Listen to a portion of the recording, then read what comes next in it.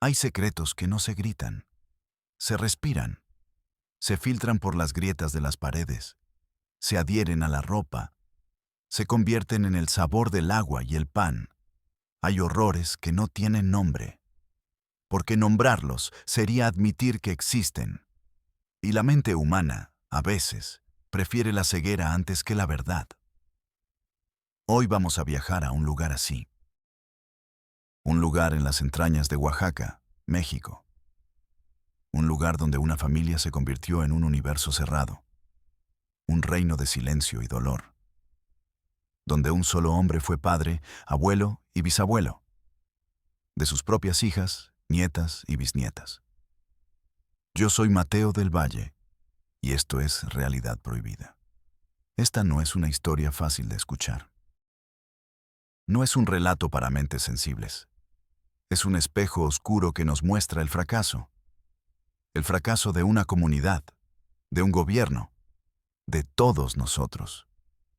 Si crees que la oscuridad merece ser expuesta para que nunca se repita, si crees que las víctimas merecen una voz, aunque sea tardía, suscríbete, comparte y acompáñame en este descenso.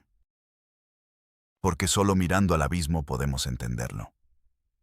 La historia no comienza con un grito, comienza con el silencio.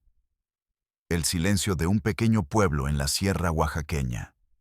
Llamémoslo Villa Perdida. Un nombre que resultó ser una profecía. En Villa Perdida todos se conocían y todos sabían de la casa de los Morales. La casa al final del camino de tierra. La que estaba rodeada por una cerca más alta de lo normal, de donde nadie salía y a donde nadie entraba. Durante años fueron solo un murmullo, una curiosidad local. Los raros, los que no se mezclan. Los niños del pueblo inventaban historias de fantasmas sobre ellos. Los adultos simplemente bajaban la mirada. La indiferencia es el mejor cómplice del mal. Se disfraza de respeto a la privacidad. Se viste de no son asuntos nuestros. Y mientras tanto, el horror echa raíces. El primer indicio de que algo andaba mal no fue una denuncia. Fue un rumor llevado por el viento. Una partera del pueblo vecino juraba haber atendido a una de las hijas de Isidro Morales. La chica no tendría más de 15 años. ¿Y el bebé que nació? Tenía los mismos ojos que su abuelo, los mismos ojos que su padre. La partera no dijo más. El miedo le selló los labios. En esos parajes, hacer demasiadas preguntas puede acortar la vida. Pero la semilla de la verdad ya estaba plantada. Y necesitaba a alguien que la regara. Alguien que no tuviera miedo. O que fuera lo suficientemente ingenuo para no entender el peligro. Esa persona fue Elena Rojas. Elena llegó a Villa Perdida como parte de una brigada de salud del gobierno. Era joven. Tenía 24 años y el corazón lleno de ideales. Creía en el sistema. Creía que podía hacer una diferencia. Su trabajo era simple: censar, vacunar, educar. Llevaba una mochila llena de folletos y una sonrisa que aún no conocía la derrota. Recorrió el pueblo casa por casa. La gente era amable, pero reservada. Le ofrecían agua, tortillas. Pero cuando preguntaba por la casa del final del camino, el ambiente cambiaba. Las sonrisas se borraban. Las miradas se desviaban al suelo. Ah, los Morales. Ellos son especiales. No les gusta la gente de fuera. La curiosidad de Elena se convirtió en una espina. ¿Qué podía ser tan especial? En el mapa oficial del censo, esa casa figuraba con 5 habitantes. Isidro Morales, su esposa y 3 hijas. Un dato simple, limpio, una mentira burocrática impresa en papel. Elena decidió ir. Era su trabajo, se dijo. Nadie podía quedar fuera del programa de salud. Caminó por el sendero de tierra bajo el sol abrasador. El silencio era total. solo roto por el zumbido de los insectos. Llegó a la cerca. Era alta, hecha de troncos y alambre de púas. Improvisada pero efectiva. «Una fortaleza o una prisión», gritó. «Buenas tardes, soy de la Secretaría de Salud». Nada. Solo el eco de su propia voz. Insistió. Una y otra vez. El sol le quemaba la nuca. El sudor le corría por la espalda. Cuando estaba a punto de rendirse, la puerta de la casa se abrió. Solo una rendija. Una mujer mayor, de rostro cuarteado por el sol y la tristeza, asomó la cabeza. Era la esposa de Isidro. «No necesitamos nada», dijo con una voz que era apenas un susurro. «Es por el programa de vacunación». «Para los niños», insistió Elena. La mujer titubeó. Un destello de algo parecido a la esperanza cruzó sus ojos y se apagó al instante. «Aquí no hay niños», mintió, y cerró la puerta. Elena se quedó allí, inmóvil. Un sudor frío le recorrió la espalda, a pesar del calor. Porque mientras la mujer hablaba, Elena había visto algo. A través de la rendija de la puerta, en la penumbra de la casa, un rostro pequeño, un par de ojos enormes y asustados. Un niño. Definitivamente un niño. Volvió al centro del pueblo con el corazón latiendo a 1000 por hora. Fue a la pequeña comandancia de policía. Un solo oficial somnoliento estaba sentado detrás de un escritorio de metal. Le contó lo que vio. La casa, la cerca, la mentira de la mujer, el rostro del niño. El oficial bostezó. Se estiró. «Señorita», dijo con paternalismo, «Isidro Morales es un hombre difícil. Siempre ha sido así. No le gusta el gobierno, no le gusta a nadie. Déjelos en paz. Son asuntos de familia».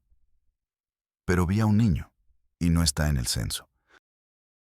Es mi obligación reportarlo». «Su obligación es vacunar, no meterse donde no la llaman.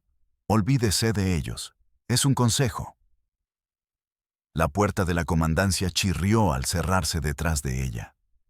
Elena sintió por primera vez el sabor de la impotencia. Un sabor amargo, metálico. El sistema no era un escudo, era un muro. Elena no se rindió. Los idealistas son tercos. Pasó los siguientes días observando la casa desde la distancia, escondida entre los matorrales. Vio a las hijas, mujeres jóvenes que se movían como sombras, con los hombros caídos y la mirada perdida. Y entonces lo vio a él, Isidro Morales.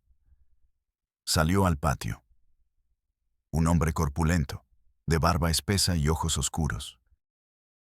Se sentó en una silla de madera como si fuera un trono, y las mujeres y los niños salieron de la casa y se arremolinaron a su alrededor. No eran 1 ni 2 niños, eran muchos, de todas las edades, niños pálidos, delgados, con la misma mirada vacía de las mujeres. Elena contuvo el aliento. Sacó su teléfono y con las manos temblorosas empezó a grabar. El vídeo era de mala calidad, tembloroso, pero la verdad que contenía era nítida y monstruosa. Con esa prueba, sintió que ahora sí la escucharían. Estaba equivocada. Fue con el presidente municipal, un hombre afable, político, con una sonrisa ensayada. Le mostró el vídeo en la pequeña pantalla de su celular. La sonrisa del hombre se desvaneció, pero no fue reemplazada por horror, sino por preocupación. «Señorita Rojas, esto es muy delicado», dijo, eligiendo las palabras con cuidado. «Esto es un crimen», replicó Elena. «Es una situación complicada. La familia Morales ha estado aquí por generaciones. Un escándalo así mancharía el nombre de nuestro pueblo. Perderíamos apoyos, turismo». No hablaba de los niños, hablaba de la imagen, de la reputación. «Déjeme manejarlo a mi manera», concluyó. «Con discreción. Hablemos con don Isidro, sin alboroto». Le ofreció un café, un gesto para calmarla, para silenciarla. Elena sintió que las paredes de la pequeña oficina se cerraban sobre ella. El aire se volvió denso, irrespirable. La burocracia del mal olía a café rancio y miedo al escándalo. Elena se dio cuenta de que estaba sola. En Villa Perdida, el miedo y la costumbre habían tejido una red de silencio demasiado fuerte. Necesitaba salir. Necesitaba una autoridad más grande, una que no estuviera contaminada por la cercanía. Tomó una decisión. Iba a ir a la capital, a Oaxaca de Juárez. Allí, en los grandes edificios gubernamentales, alguien tendría que escucharla. Ahorró el dinero para el autobús. Imprimió fotografías temblorosas sacadas del vídeo. Escribió un informe detallado, con fechas, nombres, sospechas. Se sentía como una soldado yendo a la guerra, armada con una carpeta llena de horror. El viaje en autobús fue largo. Horas viendo pasar el paisaje montañoso. Cada kilómetro la alejaba de Villa Perdida. Pero la imagen de los niños de ojos vacíos la acompañaba. Llegó a la capital. Una ciudad vibrante, llena de turistas y colores. Un mundo diferente. Le preguntó a un policía por la Fiscalía General del Estado. El edificio era imponente, de piedra y cristal, frío, anónimo, un lugar diseñado para intimidar. Entró. El interior era un laberinto de pasillos y oficinas. El olor era a papel viejo y desinfectante. Le dijeron que fuera a la ventanilla de atención ciudadana. Hizo una fila. Esperó. Cuando llegó su turno, una mujer con gesto cansado la atendió sin levantar la vista. Elena intentó explicar. Es sobre un caso de abuso, en una comunidad rural. Hay muchos niños. La mujer la interrumpió. Llene este formato, dijo, deslizando un papel por debajo del cristal. Pero es urgente. Llene el formato. Es el procedimiento. Elena tomó el papel. Las casillas eran pequeñas, impersonales. Nombre, dirección, tipo de delito. ¿Cómo clasificar un infierno en una casilla? ¿Cómo resumir generaciones de dolor en 3 líneas? Llenó el formulario como pudo. Lo entregó. Espere a que la llamen, dijo la mujer, sellando el papel sin leerlo. Y llamó al siguiente en la fila. Elena fue reducida a un número de folio, a un expediente en espera. Se sentó en una de las sillas de plástico del pasillo. Esperó. 1 hora. 2 horas. 3. Las luces de la oficina se volvieron más amarillas. La gente se fue yendo. El ruido de los teclados y los teléfonos disminuyó. Finalmente, una puerta se abrió y un hombre con traje la llamó por su apellido. ¿Señorita Rojas? Era un subdirector, un jefe de departamento. La hizo pasar a una oficina pequeña y abarrotada de archivos. El hombre no le ofreció asiento. Sostenía la carpeta de Elena en la mano. La hojeaba con desinterés. He leído su reporte, dijo, con la mirada perdida en un monitor. Es alarmante. Elena sintió un atisbo de esperanza. Lo es. Tenemos que hacer algo. Ahora. El hombre suspiró. Un suspiro largo, cansado. El suspiro de alguien que ha visto demasiadas carpetas como esa. Mire, señorita, entiendo su entusiasmo. Pero esto es complicado. Usted no es familiar directo. No hay una denuncia formal de una de las víctimas. Sus pruebas son circunstanciales. Un vídeo borroso, fotos de lejos. Pero se ven los niños, se ve el encierro. El hombre dejó la carpeta sobre la mesa con un gesto de finalidad. Y entonces pronunció la frase que rompería a Elena para siempre. La frase que era el epítome de todo el sistema. Además, dijo, ajustándose las gafas, según su propio informe, Usted sacó a una de las hijas y a su bebé de la propiedad para llevarlos a un médico. ¿Es correcto? Sí. Logré convencerla de que el niño necesitaba ayuda. Bien. Entonces, ahora esto ya no es un caso de violencia intrafamiliar en flagrancia. Ahora es un caso de personas desaparecidas porque ya no están en la jurisdicción original. Eso le corresponde a otra dependencia. Llene el formato 2B. Señaló una pila de papeles en la esquina de su escritorio. Formato 2B. Desaparición de personas. La burocracia tenía un formulario para cada tipo de horror. Una manera de pasarse la responsabilidad de una oficina a otra. Un laberinto de papel diseñado para que la justicia se perdiera en el camino. Elena lo miró. Miró la pila de formatos. Miró el rostro impasible del funcionario.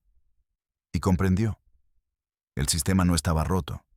Estaba diseñado así. No buscaba justicia. Buscaba ordenar el horror en carpetas, clasificarlo, archivarlo hasta que fuera olvidado. Salió del edificio. La noche había caído sobre Oaxaca.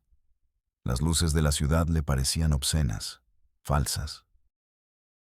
Se sentó en una banca del Zócalo. La carpeta en su regazo se sentía increíblemente pesada, llena de vidas rotas que a nadie le importaban. Lloró. Lloró por los niños de ojos vacíos. Lloró por las mujeres que se movían como fantasmas. Lloró por su propia ingenuidad rota. El idealismo que la había traído a Oaxaca yacía muerto a sus pies, asesinado por un formulario.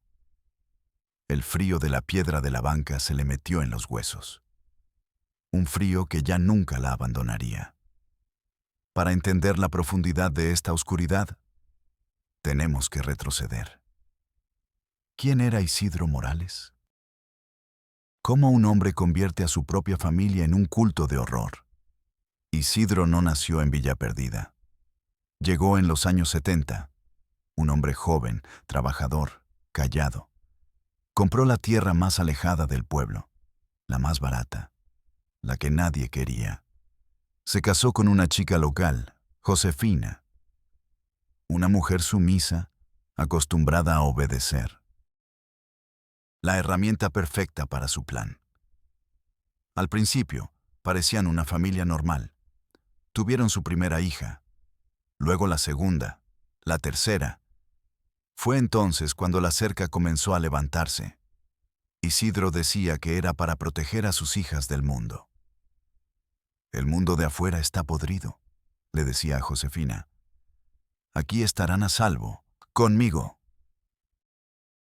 La protección se convirtió en aislamiento, el aislamiento en control, y el control en tiranía. La primera profanación ocurrió en silencio, en una noche sin luna. Su hija mayor acababa de cumplir 14 años. Isidro entró en su cuarto. No hubo gritos, solo el sonido ahogado de un alma rompiéndose. A la mañana siguiente, la niña no era una niña. Era un fantasma con la mirada perdida. Josefina lo supo. Lo vio en los ojos de su hija, lo vio en la actitud de su esposo, pero calló. ¿Qué podía hacer? ¿A dónde podía ir? Isidro era su mundo, su Dios, su carcelero. El silencio se convirtió en la ley de la casa. Un silencio espeso, preñado de miedo. Cuando la hija mayor quedó embarazada, la mentira se hizo carne. Isidro celebró el nacimiento como si fuera un milagro. El nacimiento de su hijo y de su nieto. Al mismo tiempo, el árbol genealógico se había convertido en un círculo, una serpiente que se muerde la cola, y el veneno se esparcía. El patrón se repitió, con la segunda hija, con la tercera, y luego, con sus propias nietas, niñas que nacieron en el encierro, que no conocían otro mundo más allá de la cerca, que no conocían a otro hombre más que a su abuelo, su padre, su Dios. Isidro construyó un universo a su medida, una teología perversa donde él era el único creador. Les prohibió leer y escribir. El conocimiento era una amenaza. Les contó historias de un mundo exterior lleno de demonios. El miedo era su principal herramienta de control. Cualquier atisbo de rebelión era castigado con una brutalidad salvaje. Golpes, aislamiento, hambre. Las mujeres, sus hijas y nietas, se convirtieron en guardianas de su propia prisión, vigilándose unas a otras, compitiendo por el favor del patriarca, una dinámica de supervivencia retorcida. Los niños nacían y crecían en ese ambiente, sin entender las relaciones de parentesco. Llamaban mamá a sus hermanas mayores. Llamaban abuelo a su padre. Eran una tribu perdida en el tiempo, una herida supurante en el corazón de Oaxaca. 37 personas, 4 generaciones, unidas por la misma sangre y la misma tragedia. Elena, sentada en esa banca fría en Oaxaca, no sabía todos estos detalles, pero los intuía. Sentía el peso de las décadas de sufrimiento. La desesperación era un océano que amenazaba con ahogarla. Pero entonces, la rabia tomó el lugar de la tristeza. Una rabia fría, lúcida. Si el sistema no iba a funcionar, lo rompería. Si las puertas oficiales estaban cerradas, buscaría una ventana. Recordó a un viejo profesor de la universidad, un periodista de investigación retirado, un hombre cínico que siempre le decía que la única verdad es la que se publica. Lo llamó desde un teléfono público. Con las últimas monedas que le quedaban, le contó la historia, toda la historia, la casa, los niños, el vídeo, la indiferencia de la policía local, la cobardía del presidente municipal, el formulario 2B. El periodista escuchó en silencio. Cuando Elena terminó, solo dijo 3 palabras. Envíame todo lo que tengas. Elena gastó el dinero que le quedaba en una computadora de un cibercafé. Envió los vídeos, las fotos, el informe que el burócrata había despreciado. Lo envió todo. Y luego esperó. Tomó el autobús de regreso a Villa Perdida. Ya no era la misma mujer que había llegado semanas antes. Sus ojos habían visto demasiado. Su corazón se había endurecido. Volvió a su pequeña habitación alquilada y se preparó para lo peor. O para nada. Pasaron 2 semanas, el silencio más absoluto. Elena empezó a pensar que el periodista también la había abandonado, que su última esperanza se había desvanecido. Pero la maquinaria del periodismo es lenta. Verificar, contrastar, confirmar. Y entonces, un domingo por la mañana, la bomba estalló. Un gran periódico nacional publicó la historia en primera plana. El horror de Oaxaca, el hombre que creó una familia con sus hijas y nietas. El reportaje incluía las fotos de Elena, fragmentos de su informe, y citaba, de forma anónima, la respuesta de los funcionarios. Él son asuntos de familia. Él mancharía el nombre del pueblo. El infame formato 2B. El escándalo fue mayúsculo, nacional, internacional. La vergüenza pública es un motor más poderoso que la justicia. De repente, los teléfonos en la Fiscalía de Oaxaca no dejaban de sonar. Los burócratas que habían ignorado a Elena ahora corrían por los pasillos. El presidente municipal que temía por la reputación de su pueblo, ahora se enfrentaba a la ruina de la suya. La orden de cateo se emitió en horas. Un convoy de policías estatales y federales, acompañado de ambulancias y psicólogos, se dirigió a Villa Perdida. Las cámaras de televisión lo seguían. El circo mediático había llegado. Derribaron la cerca, entraron a la casa, y el mundo finalmente vio lo que Elena había visto. El horror en carne y hueso. 37 personas viviendo en condiciones infrahumanas. Niños desnutridos con la mirada perdida. Mujeres que parecían mucho mayores de lo que eran. Y en el centro de todo, Isidro Morales. Sentado en su silla, desafiante. No se resistió al arresto. Salió de la casa con la cabeza en alto, como un rey destronado. Nunca mostró arrepentimiento. Nunca mostró emoción alguna. La justicia, finalmente, actuó. Isidro Morales fue condenado a cientos de años de prisión. Morirá en la cárcel. Pero, ¿es esto el final de la historia? ¿Es esta la victoria? Number es solo el comienzo de otra tragedia. La tragedia del después. ¿Qué pasó con la familia? Fueron rescatados. Una palabra que suena bien. Pero la realidad es más compleja. Fueron separados. Los niños enviados a albergues del gobierno. Las mujeres a refugios. Sacados del único mundo que conocían. Y arrojados a uno que no entendían. Un mundo con reglas, horarios, extraños. Un mundo donde su padre abuelo Dios era un monstruo. Muchos de los niños no sabían hablar correctamente. No sabían usar un cubierto. No entendían los juegos. Reaccionaban con miedo a la amabilidad. Años de terapia no pueden borrar una vida de terror. Las mujeres, sus madres y hermanas, no estaban mejor. Atrapadas entre el trauma del abuso y la culpa de haber sido, a su vez, carceleras de sus propios hijos. El sistema que falló en protegerlos, ahora fallaba en sanarlos. Los albergues estaban superpoblados. Los psicólogos, sobrecargados de trabajo, se convirtieron de nuevo en expedientes, en casos, en números. ¿Ganó la justicia? ¿O solo cambió la forma de la jaula? La cerca de alambre fue reemplazada por los muros de las instituciones. El tirano de carne y hueso fue reemplazado por la tiranía impersonal de la burocracia.